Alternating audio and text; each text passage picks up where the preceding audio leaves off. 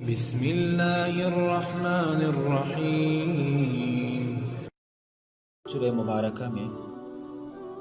قرآن کریم کی حقانیت اور صداقت بیان فرمائی، پھر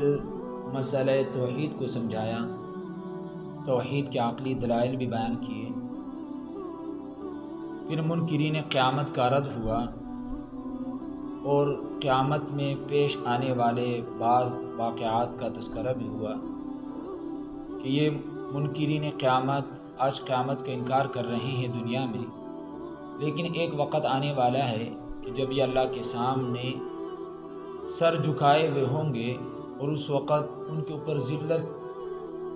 طاری ہوگی۔ اس وقت یہ کہیں گے کہ یا اللہ، اب ہم نے دیکھ لیا، سن لیا، اب ہمیں یقین آ گیا، آپ کے نبیوں نے جو پیغام لے کر آئے تھے وہ برحق ثابت ہوئے، آپ نے جو کچھ ارشاد فرمایا تھا وہ سچ ثابت ہوا، اب ہمیں یقین آ گیا، ہمیں دنیا میں بھیج دو۔ لیکن اللہ تعالیٰ کی طرف سے ان کی یہ خواہش پوری نہیں کی جائے گی، یہ دار العمل سے دار الجزا کی طرف منتقل ہو چکے ہوں گے، پھر دوبارہ دنیا میں آنے کی جو خواہش ہے یہ کبھی بھی پوری نہیں ہوگی۔ پھر اس کے بعد اللہ رب العزت نے اہل ایمان کی تعریف بیان فرمائی، ان کے اوصاف بیان کیے اور ان کو ملنے والی جو درجات ہیں ان کا تذکرہ بھی کیا کہ اہل ایمان وہ ہے کہ یہ ہماری آیات پر یقین رکھتے ہیں، جب ان کے سامنے آیات الہی پڑھی جاتی ہیں تو یہ سیدھے میں گر جاتے ہیں اور اللہ کی تسبیح بیان کرتے ہیں، تکبر نہیں کرتے، ان کے پہلو بستر سے الگ رہتے ہیں اور اللہ تعالیٰ کو پکارتے ہیں خوف اور امید کے ساتھ، اور اللہ کے دی ہوئی روزی میں سے، مال میں سے اللہ کے راہ میں خرچ بھی کرتے ہیں۔ پھر اللہ تعالیٰ نے اہل ایمان اور فسق کرنے والوں کا انجام بھی بیان کیا، کل کے درس میں اس پر تفصیل سے بات ہوئی تھی۔ اور آخر میں اللہ رب العزت نے کہ دنیا میں جو برا عذاب ہے یا جو بڑا عذاب پیش آنے والا ہے، اس سے پہلے دنیا کے اندر ہم کم تر عذاب بھیج دیتے ہیں تاکہ لوگ نافرمانیوں سے، فسق سے، برائیوں سے، گناہوں سے باز آ جائے، سنبھل جائے۔ تنبیہ کے لیے اللہ تعالیٰ بعض اوقات دنیا میں بھی مختلف قسم کی سزاؤں میں انسان کو مبتلا کر دیتا ہے، کبھی قحط سالی، بیماری، اسی طرح جان مال کا نقصان کا ہو جانا، یہ تنبیہ کے لیے ہے کہ لوگ اپنے گناہوں سے باز آ جائے اور تاکہ بڑے عذاب سے بچ جائے۔ لیکن جب انسان دنیا میں بھی باز نہیں آتا، اس تنبیہ کو قبول نہیں کرتا، تو وہ دنیا کے عذاب میں بھی رہتا ہے اور مرنے کے بعد جو بڑا عذاب ہے اس کے اندر بھی وہ مبتلا ہو جاتا ہے۔ اب ان آیات کریمہ میں اللہ رب العزت نے حضرت موسیٰ علیہ السلام کو جو کتاب عطا فرمائی تھی ان کا تذکرہ کر کے حضور اکرم صلی اللہ علیہ وسلم اور اہل ایمان کو تسلی دی۔ اللہ رب العزت نے سیدنا موسیٰ علیہ السلام کو جو کتاب عطا فرمائی اس کا نام ہے تورات۔ حضرت موسیٰ علیہ السلام کے واقعات اور حضور اکرم صلی اللہ علیہ وسلم کے جو واقعات ہیں ان میں کافی مماثلت پائی جاتی ہیں، یعنی آپس میں ملتے جلتے ہیں۔ اس وجہ سے اللہ تعالیٰ نے موسیٰ علیہ السلام کا تذکرہ بطور نمونہ کیا کہ جس طرح موسیٰ علیہ السلام کو کتاب دی گئی تھی، اسی طرح آپ کو بھی کتاب ملنے والی ہے، آپ کو بھی یہ کتاب ملی ہے قرآن کریم کی صورت میں۔ اور یہاں پر اور یہ کتاب تورات یہ خود بنی اسرائیل نے مطالبہ کیا تھا۔ تفصیلی واقعات سورہ اعراف کے اندر، سورہ بقرہ کے اندر بیان ہوئے کہ موسیٰ علیہ السلام کے قوم نے، بنی اسرائیل نے خود حضرت موسیٰ علیہ السلام سے یہ درخواست کی جس وقت ان کا دشمن فرعون ہلاک ہوا، غرق ہوا، تو اس کے بعد بنی اسرائیل نے خود یہ مطالبہ کیا کہ پہلے ہم غلام تھے، اب ہم آزاد ہو گئے، ہمارے پاس کوئی کتاب ہونی چاہیے کہ جس کے مطابق ہم اپنی زندگی گزار سکیں، ہمارے پاس کوئی دستور ہو، قانون کی کوئی کتاب ہو۔ موسیٰ علیہ السلام نے اللہ کے بارگاہ میں درخواست کی، عرض کیا، تو اللہ نے فرمایا کہ موسیٰ کوہ طور پر آ جاؤ۔ 30 دن کا، پھر 40 دن کا اعتکاف کیا اور پھر اس کے بعد اللہ تعالیٰ نے ان کو کتاب دی، تختیوں پر لکھی ہوئی کتاب، اور فرمایا کہ ہم نے اس کتاب کو بنی اسرائیل کے لیے ہدایت کا ذریعہ بنایا، رہنمائی اور ہدایت کا۔ اب یہاں سمجھنے والی 2-3 باتیں کہ اللہ تعالیٰ نے آیات کا ترجمہ اس طرح ہے کہ ہم نے کتاب دی موسیٰ علیہ السلام کو، فَلَا تَكُنْ فِي مِرْيَةٍ، پس اب نہ رہے شک میں، مِن لِقَائِهِ، اس کے ملاقات سے، اس کے ملنے سے۔ مِن لقاء، لقاء کا معنی ہوتا ہے ملاقات۔ یہاں کس کی ملاقات کس سے ہے کہ جس کے بارے میں اللہ تعالیٰ فرماتے ہیں کہ اب اس کے بارے میں شک میں نہ رہے، تردد میں نہ رہے، مِن لِقَائِهِ، اس کی ملاقات سے۔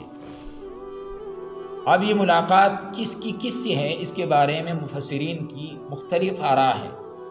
بعض مفسرین فرماتے ہیں کہ لقائہ کی جو ضمیر ہے لقائه، اس کی جو ضمیر ہے یہ کتاب کی طرف لوٹ رہی ہے، اور مطلب آیات کا یہ ہے کہ ہم نے موسیٰ علیہ السلام کو کتاب عطا فرمائی تھی، اسی طرح آپ کو بھی یہ کتاب دی جا رہی ہے، آپ اس کتاب کے ملنے میں کسی قسم کے شک و تردد بنا رہے۔ اور جس طرح موسیٰ علیہ السلام کو اللہ تعالیٰ نے کتاب دی اور اس کتاب کے تبلیغ اشاعت میں موسیٰ علیہ السلام کو بڑی مشکلات کا سامنا کرنا پڑا۔ جب یہ کتاب لے کر آئے موسیٰ علیہ السلام اللہ تعالیٰ کی طرف سے، تو بنی اسرائیل نے اس کا انکار کیا، حضرت موسیٰ علیہ السلام کو ستایا اور کہنے لگے کہ یہ اللہ کی کتاب نہیں،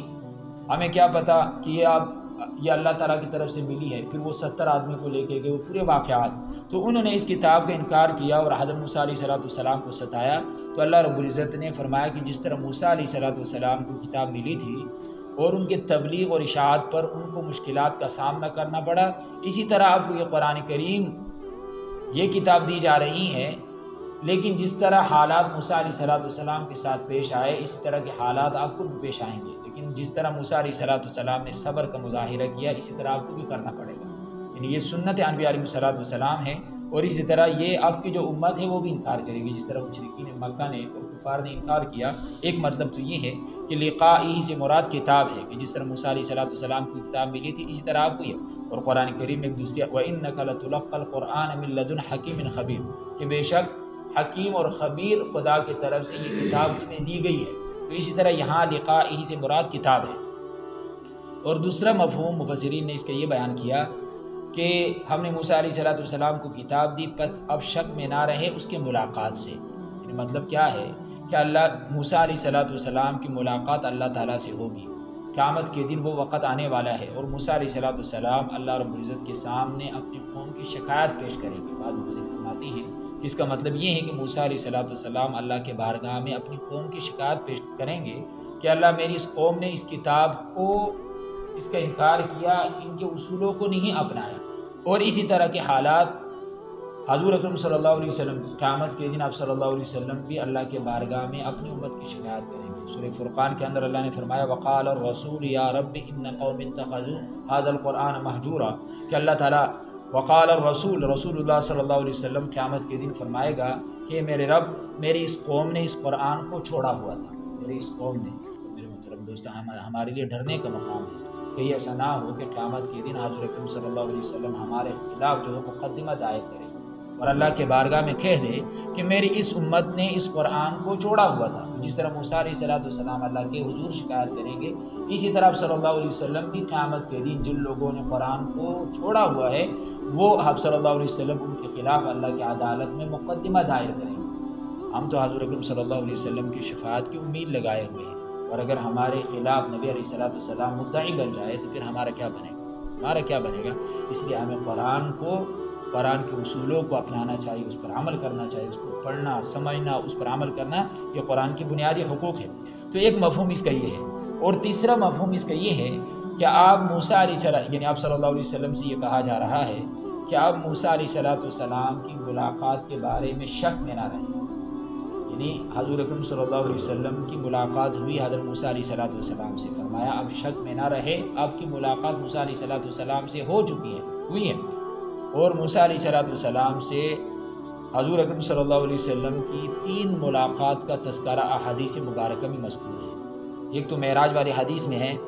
یعنی 3 دفعہ حضور اکرم صلی اللہ علیہ وسلم کی ملاقات ہوئی حضرت موسیٰ علیہ السلام سے۔ معراج والی حدیث کے اندر آتا ہے، اب صلی اللہ علیہ وسلم کا فرمان ہے کہ معراج والی رات جب میں معراج پہ تشریف لے جا رہا تھا تو میرا گزر ایک سرخ ٹھیلے کے پاس سے ہوا، رأیت موسیٰ قائما یصلی فی قبرہ، حدیث کے اندر آتا ہے کہ میں نے موسیٰ علیہ اور اب صلی اللہ علیہ وسلم نے حضرت موسیٰ علیہ السلام کا حلیہ بھی بتلایا کہ لمبے قد والے، گمریالے بال، گندمی رنگ والے اور لمبے دراز قد والے، رأیت موسیٰ یصلی فی قبرہ قائما فی قبرہ، کہ وہ اپنے قبر میں کھڑے ہو کر نماز پڑھ رہے تھے۔ ایک ملاقات ہوئی ہے، اور پھر اس کے بعد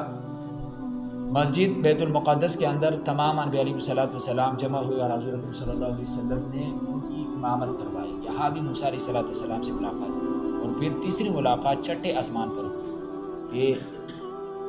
حضرت موسیٰ علیہ اللہ رب العزت کی طرف سے حضور اکرم صلی اللہ علیہ وسلم کو نمازوں کا تحفہ ملا۔ پہلے ساتویں آسمان پر ابراہیم علیہ السلام سے ملاقات ہوئی، انہوں نے پوچھا کہ کیا ملا ہے، حضور اکرم صلی اللہ علیہ وسلم نے فرمایا کہ 50 نمازیں، انہوں نے کوئی بات نہیں کی۔ لیکن جب موسیٰ علیہ السلام سے ملاقات ہوئی تو موسیٰ علیہ السلام نے جب حضور اکرم صلی اللہ علیہ وسلم سے پوچھا کہ اللہ تعالیٰ کی طرف سے کیا ملا، تو انہوں نے بتایا کہ 50 نمازیں ملی۔ تو موسیٰ علیہ السلام نے پھر فرمایا کہ جاؤ اللہ تعالیٰ سے نمازیں کم کرواؤ، تیری امت کمزور ہے، 50 نمازیں نہیں پڑھ سکے، میری امت پہ 2 نمازیں تھیں، وہ اس کے اندر سستی کرتی تھی، تمہاری امت اس سے بھی زیادہ کمزور ہے، اس سے کم کرا۔ پھر حضور اکرم صلی اللہ علیہ وسلم تشریف لے گئے اور اللہ نے 5 نمازیں کم کی، پھر آئے، پھر موسیٰ علیہ السلام نے اور کم کراؤ، اس طرح کرتے کرتے 5 نمازیں رہ گئی۔ پھر بھی حدیث کے اندر آتا ہے کہ موسیٰ علیہ السلام نے فرمایا اب بھی جاؤ، لیکن آپ صلی اللہ علیہ وسلم نے فرمایا کہ نہیں، اب مجھے شرم آتی ہے، آیات ایسا نہ ہو۔ اور اس میں یہ بھی تھا کہ اللہ تعالیٰ 5 کم کروا رہے تھے، ایسا نہ ہو کہ بالکل ختم کر۔ اور پھر اس حدیث میں یہ بھی آتا ہے، اللہ نے فرمایا کہ حبیب صلی اللہ علیہ وسلم تیری امت پڑھے گی 5 نمازیں، لیکن 50 نمازوں کا ثواب ہوگا، 50 نمازوں کا ثواب ہوگا۔ لیکن آج وہی ہوا کہ وہ 5 نمازیں اس امت کے لیے بڑی مشکل ہے، اتنے لوگ ہیں جو 5 وقت کی نماز پڑھا دیں۔ تو یہ تحفہ حضور اکرم صلی اللہ علیہ وسلم کو جب ملا تو یہ واقعہ ہے کہ اللہ تعالیٰ حضور اکرم صلی اللہ علیہ وسلم کی ملاقات حضور اکرم صلی اللہ علیہ وسلم سے ہوئی، اور معراج میں اب صلی اللہ علیہ وسلم کو 3 تحفے ملے تھے۔ ایک تو 50 نمازوں کا کم ہوتے ہوئے 5 رہ گئی تھی، اور اس کے علاوہ ایک تحفہ آپ صلی اللہ علیہ وسلم فرماتے ہیں کہ مجھے یہ ملا، سورہ بقرہ کے آخری آیت آمن الرسول سے لے کر ختم تک، سورت کے ختم تک۔ اور اس کے بارے میں حدیث میں آتا ہے کہ جو آدمی رات کو سونے سے پہلے ان آیات کی تلاوت کرتا ہے، یہ آیاتیں ان کے لیے کافی ہیں، آیاتیں ان کے لیے کافی ہیں۔ اور تیسرا تحفہ آپ صلی اللہ علیہ وسلم فرماتے ہیں وَالشَّفَاعَةُ لِأُمَّتِي لِمَن لَّا يُشْرِكُ بِي شَيْئًا۔ آپ صلی اللہ علیہ وسلم فرماتے ہیں کہ اللہ تعالیٰ نے مجھے شفاعت کا حق دیا اپنے امت کے ان لوگوں کے لیے جو اللہ کے ساتھ کسی کو شریک نہ کرے، یعنی جو شرک سے پاک، شرک نہیں کرے گا اللہ کے ذات اور صفات میں، کسی کو شریک نہ ٹھہرائے، حضور اکرم صلی اللہ علیہ وسلم ان کے بارے میں شفاعت کریں گے۔ یہ 3 بڑے تحفے حضور۔ تو یہاں اس کا ایک مفہوم یہ ہے کہ موسیٰ علیہ السلام سے جو آپ کی ملاقات ہوئی، اب اس کے بارے میں شک میں نہ رہیں۔ اور ہم نے جو کتاب موسیٰ علیہ السلام کو دی تھی وہ بنی اسرائیل کے لیے ہدایت والی، رہنمائی والی، ہدایت والی کتاب تھی، اور فرمایا کہ ہم نے ان میں سے بعض لوگوں کو رہنما بنایا۔ ائمہ یہ امام کی جمع ہے اور اس کا معنی ہوتا ہے مقتدی، پیشوا۔ وہ ہمارے حکم سے وہ لوگوں کی رہنمائی کرتے تھے، لیکن یہ امامت، یہ پیشوائی، یہ ان کو کب ملی؟ لما صبروا وکانوا بآیاتنا یوقنون، جب انہوں نے صبر کیا اور ہمارے آیاتوں پر انہوں نے یقین کیا۔ اسے معلوم ہوا کہ دنیا میں کسی قوم کو امامت ملنے کے 2 سبب ہیں، پیشوا اور مقتدی بننے کے لیے 2 شرطیں ہیں یا 2 سبب ہیں۔ نمبر 1 صبر کرنا، اور نمبر 2 آیات الہی پر یقین رکھنا۔ صبر یہ ملت ابراہیمی کا بہت بڑا اصول ہے، جس طرح ذکر ہے، شکر ہے، توحید ہے، اسی طرح صبر بھی ہے، صبر بھی ہے۔ اور صبر یہ عربی زبان کا لفظ ہے، اس کا لغوی معنی ہے ثابت قدم رہنا، باندھنا، ثابت رہنے اور باندھنے کے۔ اور شرعی معنی اس کا یہ ہے کہ اگر کوئی مصیبت، صبر کی پھر مختلف درجات ہے، ایک درجہ یہ ہے کہ اگر کوئی مصیبت پیش آ جائے تو اس پر صبر کرنا، جزا فضا نہ کرنا، شکوہ شکایت نہ کرنا۔ اور صبر کا ایک درجہ یہ ہے کہ اپنے نفس کو خواہش نفس، یعنی جو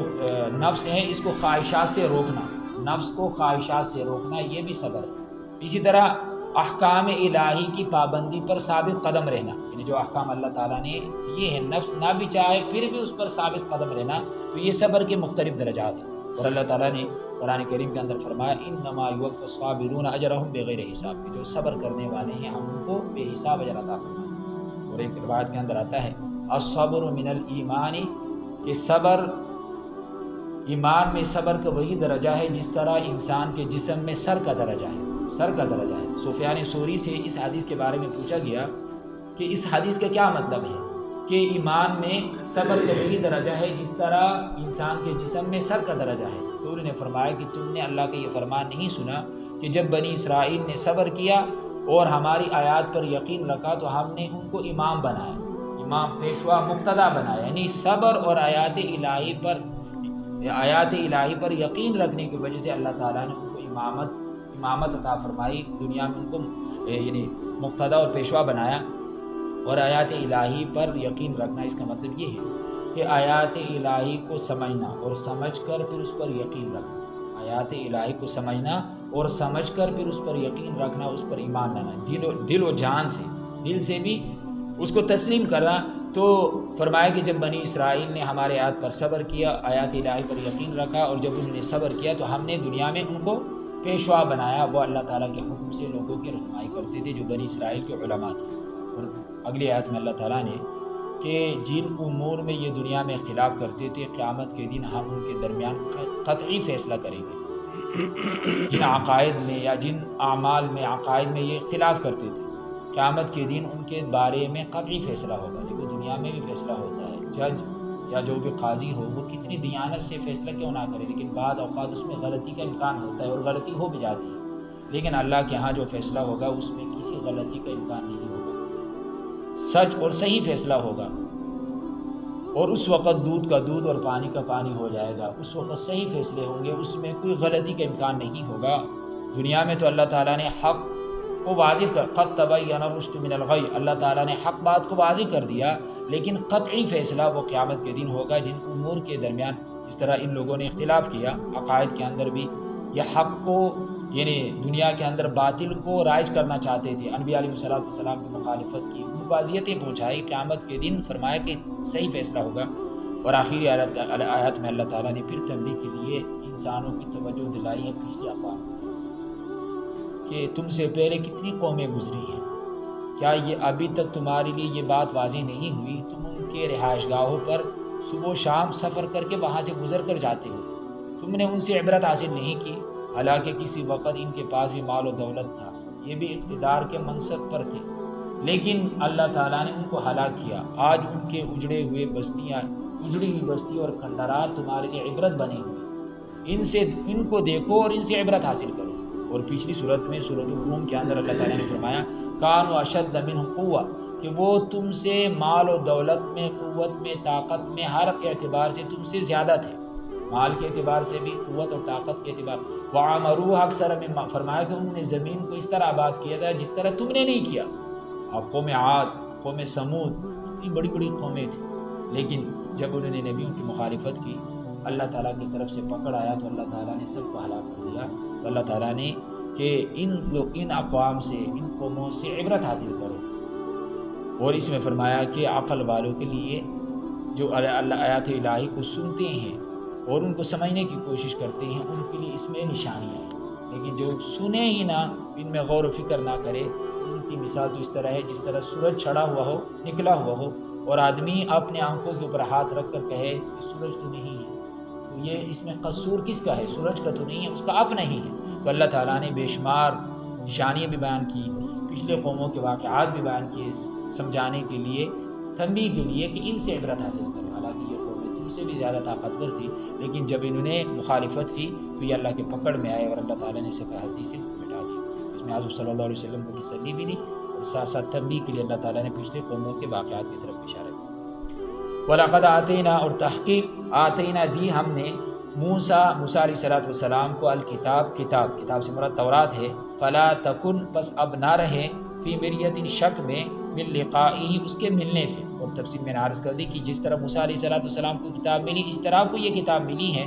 اب کسی قسم کے تردد میں نہ رہے۔ دوسرا یہ ہے کہ موسیٰ علیہ السلام کا اللہ سے ملاقات ہونے والا ہے قیامت کے دن، وہ بھی شکایت کریں گے، اس طرح کا واقعہ آپ صلی اللہ علیہ وسلم کے پاس بھی۔ اور تیسرا مفہوم اس کا یہ ہے کہ اب صلی اللہ علیہ وسلم کی جو ملاقات ہوئی، فرمائے کہ اس کے بارے میں شک میں نہ رہے۔ موسیٰ علیہ السلام سے 3 دفعہ ملاقات کا تذکرہ ہے، جس کی تفسیر ہے وجعلنا، اور بنایا ہم نے اس کو، کس کو؟ اس کتاب کو، یا حضرت موسیٰ علیہ السلام کو، ہدن، ہدایت، رہنمائی، لبنی اسرائیل، بنی اسرائیل کے لیے۔ وجعلنا، اور بنایا ہم نے، منہم، ان میں سے، ائمتن، وجعلنا، اور بنایا، منہم، ان میں سے بعضوں کو، ائمتن، رہنما، پیشوا، یہدون بامرنا، جو رہنمائی کرتے تھے ہمارے حکم سے، لیکن یہ رہنما ہم نے ان کو کب بنایا؟ لما صبروا، جب انہوں نے صبر کیا، اس لیے فرمایا بالصبر والیقین تناول الامامۃ فی الدین، کہ صبر اور یقین کی وجہ سے انسان کو دین میں امامت کا درجہ ملتا ہے، یہ دو سبب اللہ تعالیٰ نے دی۔ امامت کا درجہ کب ملے گا؟ کہ جب انسان صبر بھی کرے اور یقین بھی ہو، آیات الہی پر یقین بھی ہو اور صبر بھی۔ وجعلنا، اور بنایا ہم نے ان میں سے بعض کو ائمہ پیشوا یہدوننا، جو رہنمائی کرتے تھے، بامرنا ہمارے حکم سے، حکم ربانی سے وہ لوگوں کی رہنمائی کرتے تھے، لما صبروا جب انہوں نے صبر کیا، وکانوا بآیاتنا یوقنون، اور ہماری آیاتوں پر وہ یقین رکھتے تھے، آیات الہی پر یقین اور صبر کی وجہ سے اللہ تعالیٰ نے ان کو رہنما بنایا، بعضوں کو ان میں سے بنی اسرائیل میں سے۔ ان ربک، بے شک تیرا رب، ہوا وہ یفصل، فیصلہ کرے گا، بینہم ان کے درمیان، یوم القیامت، قیامت کے دن، فیما کانوا فیہ یختلفون، ان امور کے اندر جن میں وہ اختلاف کرتے تھے، جن امور میں یہ اختلاف کرتے تھے قیامت کی، جس طرح مثال کے طور پر انہوں نے قیامت کے آنے میں اختلاف کیا، کہتے تھے کہ قیامت مرنے کے بعد دوبارہ زندہ ہونا یہ کیسے ممکن ہے، قیامت کے دن پتہ چلے گا جب وہ زندہ ہوں گے۔ تو جن امور کے اندر انہوں نے اختلاف کیا، قیامت کے دن اللہ تعالیٰ اس کے بارے میں صحیح اور قطعی فیصلہ فرمائیں گے، عملی فیصلہ۔ اولم یہدی لہم، کیا واضح نہیں ہوئی یہ بات ان کے لیے، کم کتنی اہلکنا ہلاک کی ہم نے، من قبلہم ان سے پہلے، من القرون جماعتوں میں سے، قرن، قرون یہ قرن کی جمع ہے، اور قرن صدی کو بھی کہا جاتا ہے جماعت کو، تو کتنی ہی بستیوں کو ہم نے ہلاک کیا، یمشون، وہ چلتے ہیں، فی مساکینہم، ان کے گھروں میں، ان کے رہائش گاہوں میں، یعنی یہ مشرکین جب ملک شام جاتے تھے یا یمن جاتے تھے تو ان کی بستیاں، یعنی جن قوموں پر اللہ تعالیٰ کی طرف سے عذاب آیا، ان کی بستیوں کنڈرات کے پاس سے گزر کر جاتے تھے۔ اللہ نے فرمایا کہ یہ چلتے ہیں ان کے بستیوں میں، ان کے مکانات میں، ان کے رہائش گاہوں میں، جو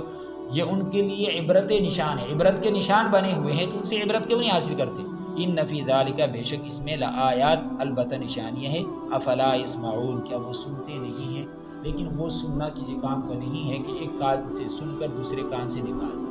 سننا تب معتبر ہوگا کہ آدمی سنے اور اس کو سمجھنے کی کوشش کرے، اگر سنا اور سمجھا نہ، ایک کان سے سنا دوسرے سے نکال دیا تو اس کا تو کوئی فائدہ نہیں ہے۔ تو فرمایا کیا یہ سنتے نہیں ہیں؟ اللہ تعالیٰ ہمیں عمل کرنے کی توفیق عطا فرمائے۔ الحمدللہ رب العالمین، والصلاة والسلام علی رسول الانبیاء والمرسلین، ربنا ظلمنا انفسنا وان لم تغفر لنا وترحمنا لنكونن من الخاسرین، رب اغفر وارحمنا انت خیر الراحمین، یا ارحم الراحمین، یا اللہ ہمارے سب